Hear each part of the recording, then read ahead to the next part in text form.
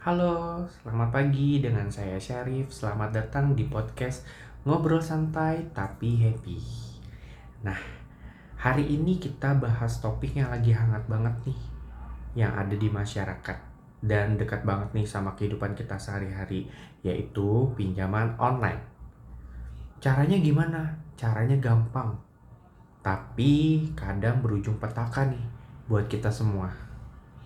Bersama saya hari ini Syarif dan ada pakar finansial kita yaitu Mas Kevin. Seorang pakar yang aktif banget nih mengedukasikan ke masyarakat semuanya soal keuangan digital yang akan menjerat finansial kita sendiri. Nanti kita bakalan hubungan dengan Mas Kevin. Sebentar, saya akan menghubungi Mas Kevin. Halo, selamat pagi bersama kami. Saya Syarif Hidayatullah dari mahasiswa Universitas Dian Nusantara. Di sini saya ingin mengobrol santai yang ada di podcast saya, yaitu tentang pinjaman online. Nah, saya nggak sendirian loh. Di sini juga saya ada narasumber yang bisa menjelaskan dan pakar banget nih dalam bidang finansial, yaitu Mas Kevin Geraldi. Nanti kita akan menghubungi beliau sesaat lagi. Sebentar, kita akan hubungi beliau dulu.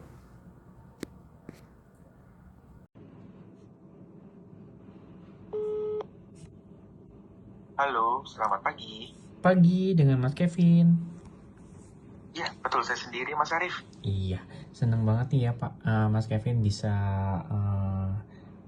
berjumpa lagi nih dengan Mas Kevin nih atas waktunya. Iya, sama-sama nih, Mas. Nah, ini kita mau ngobrol-ngobrol santai aja sih nih di pagi hari ini yang cerah ini. Kita mau ngobrolin seputaran yang lagi marak nih untuk saat ini di masyarakat Indonesia, yaitu tentang pinjaman online seperti itu. Oke. Nah, kita ada beberapa pertanyaan nih dengan Mas Kevin nih terkait pinjaman online ini. Nah, kita mulai dari yang dasarnya dulu ya Mas Kevin ya. Nah, sebenarnya apa sih yang dimaksud dengan pinjaman online ini nih untuk semua masyarakat Indonesia yang masih belum paham gitu ya kan tentang pinjaman online ini? Oke, pinjaman online atau kita biasa menyebut pinjol. Lebih gampang kita sebut pinjol ya, Mas Arif ya. Benar. Sebenarnya pinjol ini itu layanan peminjaman uang yang dilakukan secara daring atau online. Biasanya lewat aplikasi atau website. Prosesnya pinjaman online ini tuh prosesnya cepat banget dan mudah. Kadang hanya dibutuhkan KTP dan beberapa data pribadi. Tapi ingat, semuanya punya kemudahan, tapi ada konsekuensinya dan harus hati-hati seperti itu. Oke. Nah, kira-kira konsekuensinya apa tuh ya Mas yang nanti bakalan terjadi? Oke, kalau konsekuensinya kita dibagi dua ya Mas Arif ya. Kita bisa melihat dari sisi positif dan sisi negatifnya. Kalau dari sisi positifnya itu pinjol itu bisa kita pakai asal dengan bijak. Misalnya untuk solusi ya, untuk solusi keadaan darurat seperti misalnya untuk biaya kesehatan atau kebutuhan mendesak lainnya. Nah, kalau dari sisi negatifnya apa sih Mas Arif? Biasanya kan kita ini yang anak-anak milenial atau Gen Z itu kan kebanyakan untuk gaya hidup seperti itu, untuk kebutuhan sehari-hari. Nah, itu yang harus hati-hati. Jadi jangan sampai pinjol itu digunakan untuk foya-foya atau untuk gaya hidup seperti itu. Oke. Nah, ini juga ada beberapa pertanyaan lagi terkait yang dinamakan gali lubang tutup lubang itu apa sih itu Mas Kevin? Jadi banyak banget nih masyarakat ini banyak yang belum tahu. Karena kan banyak banget nih kasusnya nih kalau misalnya terjerat pinjol itu kan mulainya kan dari gali lubang dan tutup lubang seperti itu nih Mas Kevin. Bisa tolong dijelaskan? Oke, untuk ada fenomena gali lubang tutup lubang, betul sekali Mas Arif. Jadi kita konsumen di Indonesia ini karena mungkin karena kebutuhan untuk gaya hidupnya semakin meningkat, jadi seorang konsumen itu untuk melakukan pelunasan si pinjaman online itu, Benar. dia akan mencari lagi si pinjaman online tersebut. Misalnya untuk melunasi pinjaman online A, kita harus konsumen itu harus mencari pinjaman online B untuk menutupi si bunga pinjaman online A. Begitupun fenomena seterusnya. Jadi ibaratnya seperti ada yang namanya fenomena benang kusut seperti itu ya. Mesti kalau kita bisa melihat, jadi gali lubang tutup lubang sampai suatu saat lubangnya semakin besar seperti itu. Wah. Ini cukup mengerikan juga ya gitu ya kan. Nah, tapi Iya, betul sekali. Tapi pengaruhnya gimana nih kalau misalnya dengan keadaan ekonomi yang sangat sulit gitu ya kan. Nah, terus dengan pendapatan yang pas-pasan dan ketika masyarakat ini sangat sulit juga nih kalau misalnya untuk minta bantuan ke saudara ataupun ke teman gitu ya kan. Takut nanti dia merasa dikucilkan atau diejek-ejek gitu ya kan. Nah, ini kan banyak banget nih, makanya kenapa sih masyarakat ini sebagian ini ada yang melakukan pinjaman online kayak gitu ya Mas Kevin ya. Nah, ada nggak sih solusi lain gitu ya kan selain pinjaman online menurut Mas Kevin kayak gitu? Ada nggak? Sebenarnya gini ya Mas Arif ya, pinjaman online itu kan sebenarnya dari mindset kita, dari mindset gaya hidup. Benar. Bagaimana caranya kita mencukupkan segala sesuatu apa yang sudah kita dapat, gitu. Jadi untuk tolak ukur seseorang itu beraneka ragam Mas Arif. Saya nggak bisa mengukur tolak ukur saya untuk kebutuhan saya sama dengan Mas Arif misalnya seperti itu. Benar. Tapi bagaimana caranya kita mencukupi apa yang sudah kita dapat. Misalnya kita kerja, kalau kita kerja misalnya gaji kita 5 juta, Benar. kita harus spend money untuk tabungan sekitar 30% untuk pembayarannya, untuk membayar misal untuk gaya hidup 10% atau untuk membantu orang tua seperti itu. Jadi kita harus punya perhitungan tersendiri seperti untuk mencukupkan semuanya. Jadi jangan mengikuti, apalagi sekarang tren banyak ya Mas Arif ya. Iya. Banyak tren-tren yang harus kita ikuti. Nah itu jangan sampai kita mengikuti tren seperti itu. Benar. Apalagi terutama ya untuk generasi Gen Z saat ini ya. Menurut Mas Kevin gimana nih pendapatnya? Kan banyak nih sekarang kan coffee shop ya yang pada baru buka gitu ya kan. Nah, betul. Terus banyak nih anak muda yang penasaran, ingin tahu gitu ya kan gimana sih rasanya itu kafenya seperti itu. Nah, terus sedangkan si masyarakat ini pendapatannya pas-pasan nih, itu memungkinkan gak sih Mas Kevin untuk melakukan pinjaman online menurut Mas Kevin? Kalau menurut saya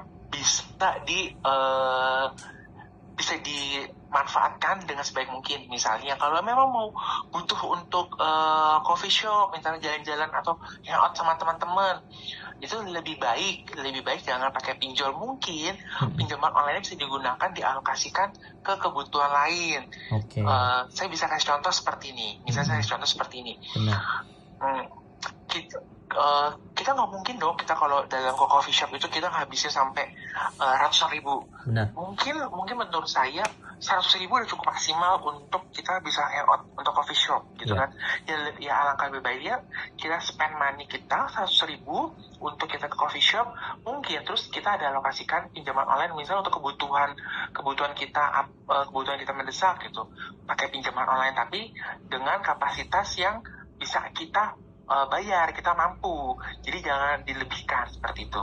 Oke, nah ini kembali ke topik lagi ya mengenai resiko dan jeratan pinjaman ilegal nih.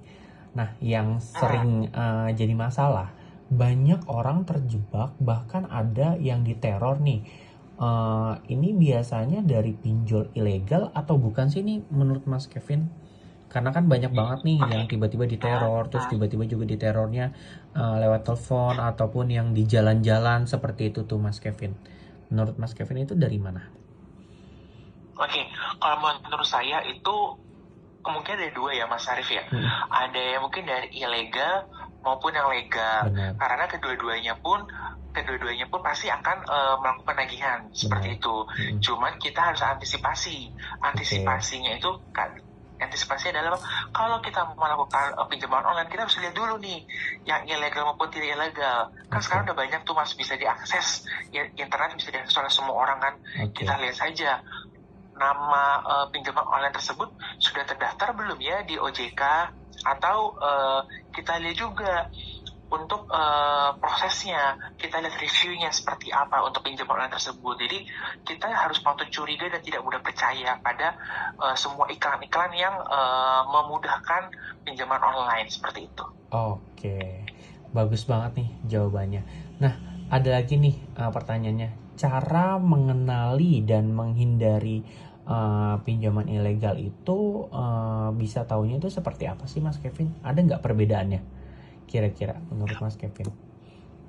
Oke, yang pasti ada perbandingannya dari suku bunganya, dari rate pinjamannya. Biasanya yang ilegal itu pasti tinggi bunganya. Sedangkan yang legal pasti sudah punya standar dari OJK, seperti itu sih Mas. Oke. Jawabannya cukup bagus ya. Nah, ini nih untuk yang pertanyaan yang kelima.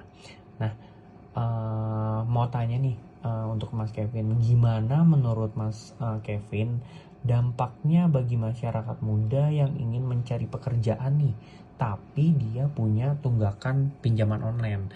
Karena kan ada beberapa perusahaan ya yang menolak nih kayak gitu. Itu gimana nih menurut Mas Kevin?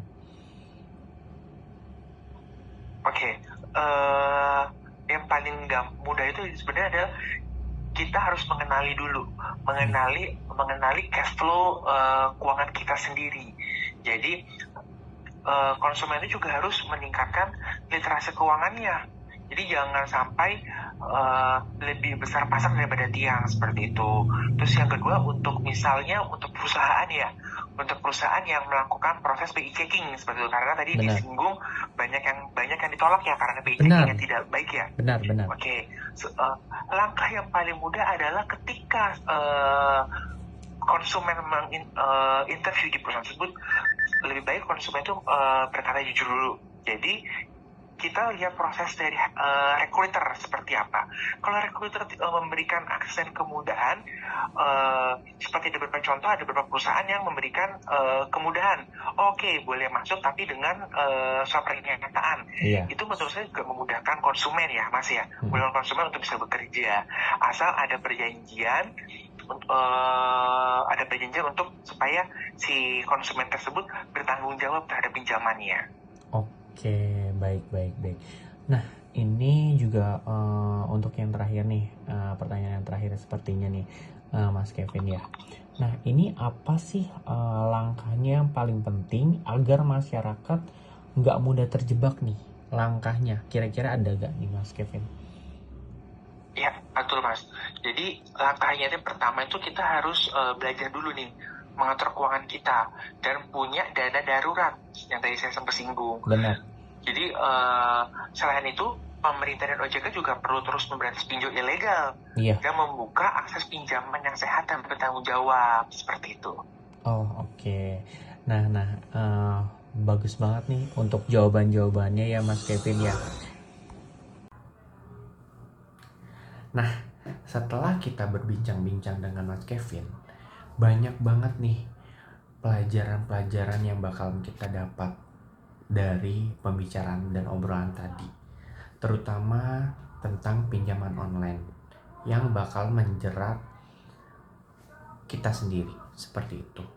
Dan banyak banget nih yang edukasi yang harus kita jelaskan lagi kepada masyarakat sekitar tentang bahayanya pinjaman online. Karena pinjaman online itu dia bisa banget merusak mental, karir kita, bahkan keluarga kita. Oleh sebab itu, dengan adanya edukasi dan obrolan saat ini yang kita sudah bicarakan dengan Mas Kevin, mungkin masyarakat Indonesia semua ini bakalan mendapatkan pelajaran penting dari obrolan kita ini. Wah, sangat seru ya teman-teman semua. Dan jangan lupa like and subscribe YouTube kami. Terima kasih.